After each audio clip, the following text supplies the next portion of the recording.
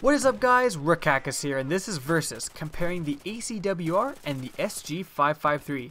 This is the most one-sided Versus I have ever done, and let's get right into it with the stats.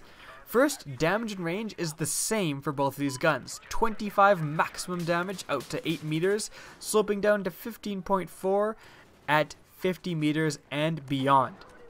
Now, the advantages of the ACW-R basically lie from here on in.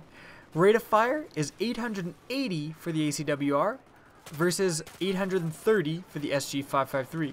This is a 6% advantage for the ACW-R. Muzzle velocity is substantially better for the ACW-R, 500 meters per second, versus the SG553's only 430 meters per second.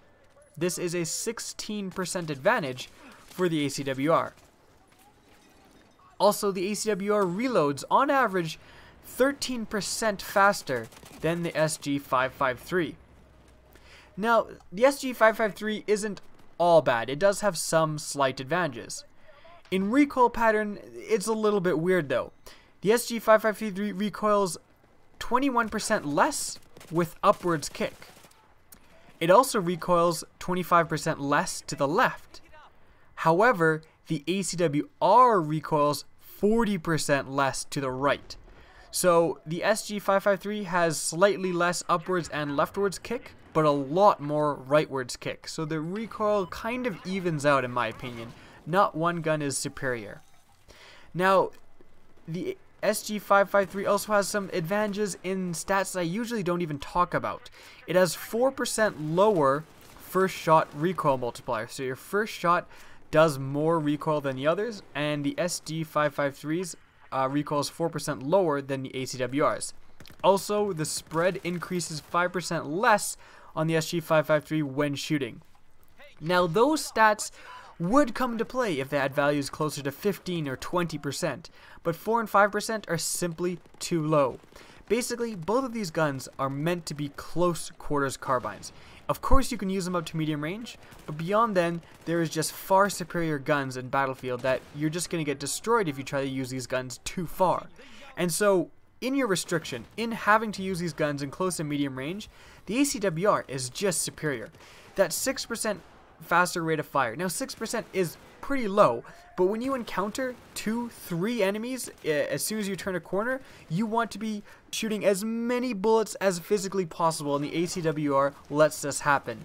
Also, the fact that the ACW-R has a faster muzzle velocity is insane to me. Like, honestly, if for DICE to balance these guns are not balanced. The ACW-R is the clear winner. For these guns to be balanced, the muzzle velocities would have to be switched, and the rate of fires would and the reload speeds would have to be switched, and that would make these guns even. As of it now, like, again, think about it. Close quarters, the ACW-R shoots faster, reloads faster, which is a huge thing for a close quarters carbine. You want to be reloading and getting a new mag in as quickly as possible. And in the scenarios that you need to extend your range, the ACW-R shoots faster, so you're going to be able to acquire and kill targets easier at range. Plus, the recoil penalty on the ACW-R is not more than the SG553. These guns recoil about the same, so it's not like the ACW-R's superior stats and the things I just mentioned are counteracted with insane recoil. It's just not the case. In my opinion, the ACW-R is clearly the superior gun. Better at close quarters, and when you find yourself in medium range and long range combat, the ACW-R excels more than the SG553. I can foresee in the future the ACW-R being nerfed, so while you can, use it and get those kills with it.